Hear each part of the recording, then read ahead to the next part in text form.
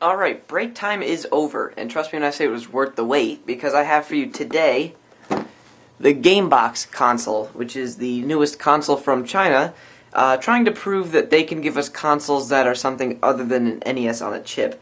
This is promising a whole range of different console emulations, so let's definitely take a look at it.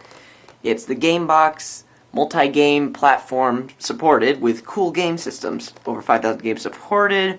Yada yada, more classics, more probably released gradually. So here's the specifications, which make no sense at all. We'll open up a new eye of game, okay, and specification 19xCM 46.17. What? I'm almost positive that's just a load of bull, like, to make it sound more awesome. TV out. It says 720p high definition. It's not, they're just composite hookups. Micro SD mini card compatible to the expanded. That's what it says there. Game card supports various game formats. Supports various of game formats. Sorry about that. Side of the box here, more of the same. See package for a list of accessories not compatible with this product. Okay, wouldn't you want to rather advertise what is compatible with it? Got some warnings here. Recyclable. Keep city tidy. Apparently you want to keep the city tidy, but when you're in the suburbs, you can just throw this thing in the street. It doesn't really matter. Keep dry, up, brittle. No heavy pressure. I'm sure they meant fragile, but brittle doesn't make it sound too good. Now, the supposed specs. Supposed specs of this, we're looking at, let's see here, a dual-core processor. 500 megahertz each. Doesn't even have a name. It's just called the Gamebox dual-core processor. And I've looked online. It appears to be some kind of odd proprietary thing. So who knows? 128 megabytes of memory, apparently. Video RAM shared with main memory. So it's almost like a mini computer in a way. Instead of just an NES on a chip, plug it into your TV console. 32-bit SRAM memory. I'll let you read most of the specs yourself there, but yeah, this is proving to almost be halfway decent, but I think they need some consistency on the name here. It's called the Gamebox, but I see here Gamebox, another Gamebox, and then Gamebox up there. It's, you know, a little bit of consistency here would be nice. Talks about using the controller. Sorry about the glare. They call it the Z-pad. Analog controller, DualShock 2. That's technically a brand name, so if you don't already have every video game manufacturer knocking at your door, you're going to have Sony's knocking at it in about now, probably, I'd say. Well, let's go ahead and take it out of the box. Let's see what we got here. And I am holding it upside down. That would have sucked. There we go. So, we've got the Gamebox console. We'll come back to that, as we always do. The supposed DualShock 2. First impressions have been fantastic. Look at that. There's a button missing on the DualShock 2 controller. So that's, oh yeah, that's great. Fantastic. Alright. Build quality of the controller is, you know, it's obviously not an actual DualShock. The joysticks don't feel the worst. Actually, no, I take that back. The right joystick doesn't click very well, if the click actually counts as a button. At least to the Gamebox, anyway. Told you so. And the AC adapter. It's just a normal pin there. Luckily, it's a US plug, so I don't need any kind of adapter. I found the button. Let's leave that in there, I guess. And the instructions. Very, very bad English. The warranty card for the Gamebox of Family's Machine for Amusement and Learning. That was a mouthful. Well, look, some troubleshooting here. I'll let you read that mostly for yourself, but let's see here. Silence. Check whether the TV volume are adjusted correctly or not. Picture chaos. Insufficient power adapter. And replace the power supply or batteries. You can't put batteries in here. Wow, I didn't notice this before. Special note, this machine can supply tens of thousands of game software. User who purchase console will receive 60 pieces of classic games built in free. So it comes with a few ROMs in it already. Most of them are actually arcade games. Arcade games among the few different consoles it can emulate. Arcade games, Game Boy Advance, and I'll touch more into that later. But for the most part, it's loaded with arcade games. Installing, yada yada yada. Asphyxiation hazard. Certificate. Boy, what a certificate. It looks so official. Something about... I wanted to see something about the USB port. Oh, here we go. Because on the console, there's a mini USB port. Now, I saw in the instructions... oh, here it is. USB port of this machine only debugged by professional engineer at present, and it couldn't open to ordinary users temporarily. So, that explains why when I tried to plug this into my computer, Windows 7 gave me an error about a malfunction on the port, and it wasn't able to recognize the Gamebox at all. So, yeah. The only way you can actually get anything on here is through the micro SD card slot. So, there's also a proprietary, well, I'll get back to that too, proprietary game card slot. Yeah, we'll come back to that later. TV out, power. There's actually a fan in here too, so that further supports the fact that this is actually a full-fledged computer. 4 USB ports for the controllers. Apparently you can buy official Gamebox controllers. And the power and reset buttons are actually highly sensitive, capacitive buttons that you could literally just go like that. Like, just brush it and it'll count, which is kind of annoying. But, let's hook it up to the TV and, see what we got. Okay, got it hooked up to the TV, so let's go ahead and boot it up.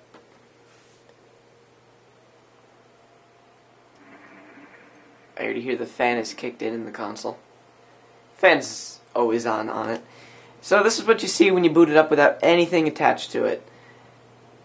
So you've basically got 2 Game Boy Advance games preloaded on it, and the whole rest of them are arcade games, except for this file right here, which is actually an avatar clip, which is actually stolen from IGN.com. Claims to be 720p, but of course it's not, because we know how it's hooked up to the TV. Let's go ahead and take a look at that first before anything. See how the video playback is. Where's the video? There it is. You can see the IGN.com logo in the very bottom right corner if you look hard enough. So, let's go ahead and turn up the volume so we can hear it.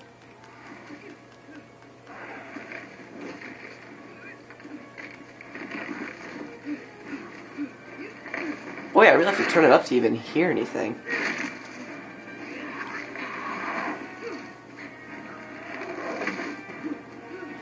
Yeah, it's pretty pixelated. I mean, the camera's probably going to make it look good for the most part, but seeing this in person, it's quite pixelated.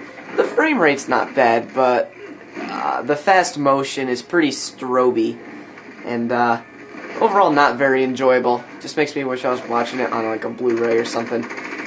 So, let's figure out how to get out of this. I'm pressing buttons on the controller, and I can't figure out how to exit this at all.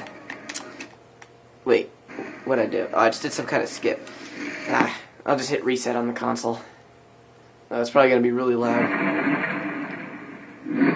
Ooh, that's a very poor quality sound bite there. Oh, well, anyway. Let's try out the Game Boy Advance games. Let's try out Mario Kart Super Circuit.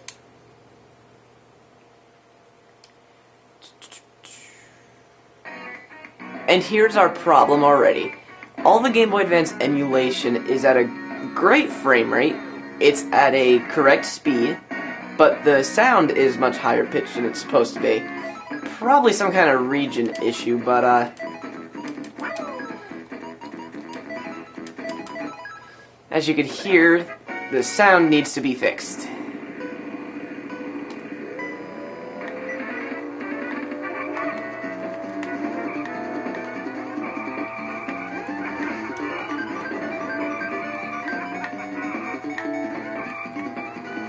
In a game like this, you're better off using the D-pad because this is a game that was meant for a D-pad. But I'll tell you what, honestly, if you get around the sound issues that need to be fixed, The emulation is actually pretty great.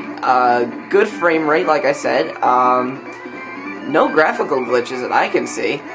And, yeah, plays pretty well, actually. Let's try Metroid Zero Mission.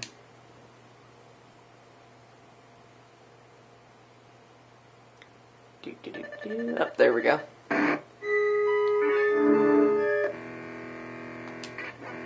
Huh, it actually remembered my save from when I tried this game before, so that's kind of nice to know that it saves games. Did it? Well, actually, I don't think I actually hit a save point last time I tried it, so that's why I had to watch this again. And yeah, it's got the sound issue. Other than that, plays just fine.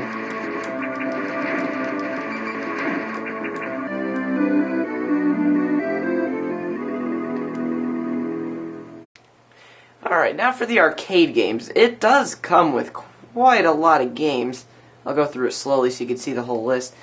My only downside is the fact that growing up, I never really went to arcades. I never really played arcade games, so unfortunately, I'm unfamiliar with the majority of these.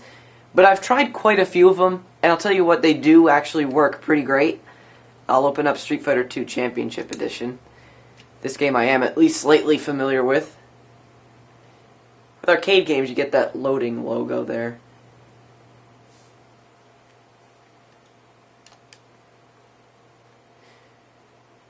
Excluding the United States, Canada, Mexico, and Japan. Whoops. Oh, we're going to be prosecuted to the full extent of the law. Oof, gotta turn on the volume for this one. Man, I do hate this TV, though. So, insert coin. I forget which button that was. Select inserts a coin. Start. I'll be Ryu because, he's the only character where I know a single special move, the Hadouken.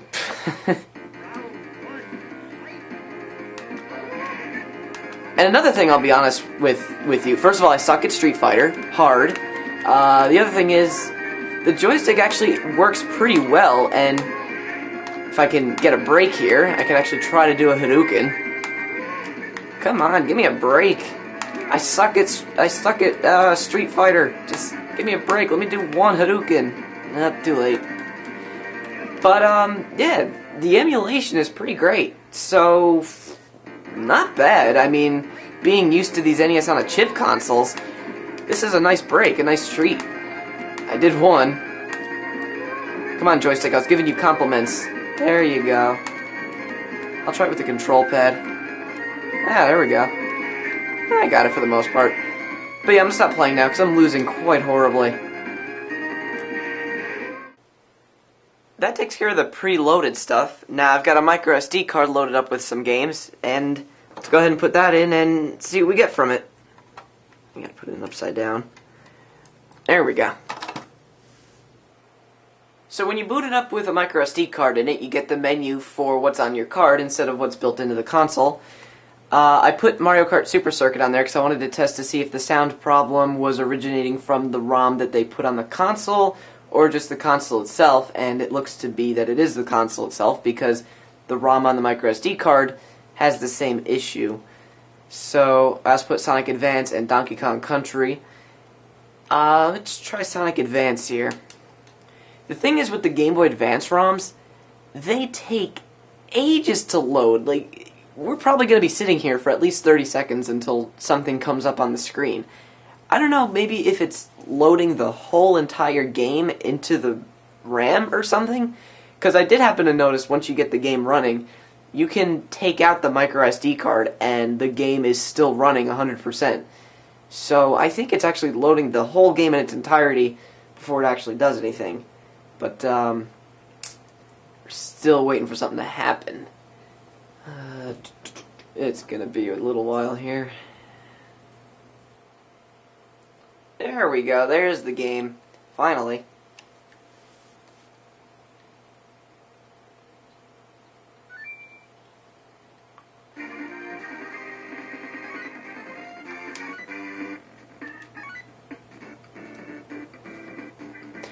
So the game runs great, other than for its sound problems that originate from the console.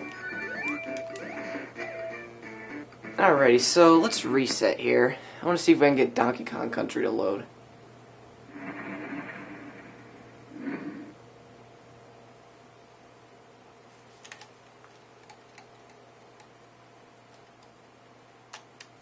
We'll let it sit, and we'll see if we get Donkey Kong Country for the Game Boy Advance or not. Okay, wow, there we go. That was almost a whole 60 seconds. Seems to be the normal, perfectly working game except for the sound.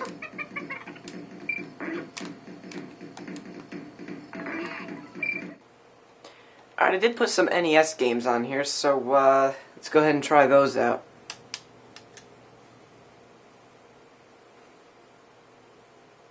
Nothing. There is no NES emulation for the Gamebox. Nothing. Yep, so let's go ahead and reset. But there is a way around it.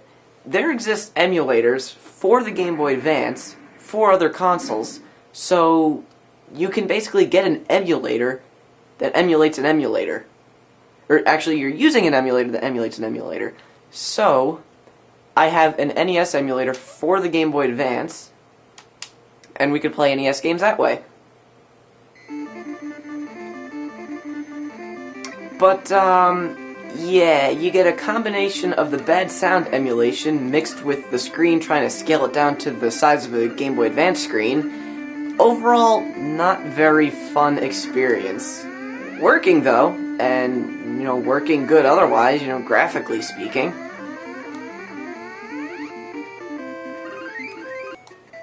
There's quite a few different Game Boy Advance emulators that emulate different consoles out there, but here's another example of one. This one emulates the original Game Boy. The usual, sound problems, otherwise works great. Well, as promised, let's go back to the game card slot on the Gamebox, and you're not going to believe this. It actually fits and plays Game Boy Advance cartridges, so it's kind of like having a Game Boy player, minus the GameCube. But how well does it work? So, Game Boy Advance cartridges do work, but again, surprise surprise, the same old sound problems, otherwise great frame rate and graphics. Doesn't seem to be any graphical glitches going on here. And let's see. And, at least for this cartridge anyway, the Gamebox seems to have the awesome ability of forgetting, or not even paying attention to the fact that there is, in fact, save data on this cartridge, and it just seems to be ignoring it. Because if I put this game in my Game Boy, all my files and data are still intact. So, go figure. Out of curiosity, how about Game Boy Color games?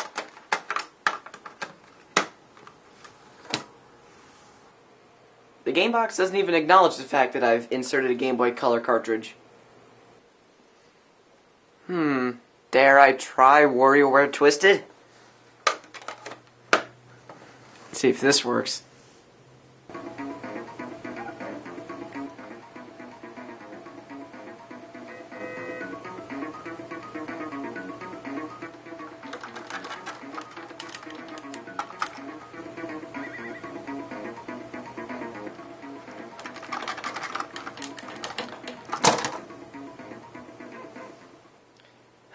Well, that about wraps it up for the Gamebox video.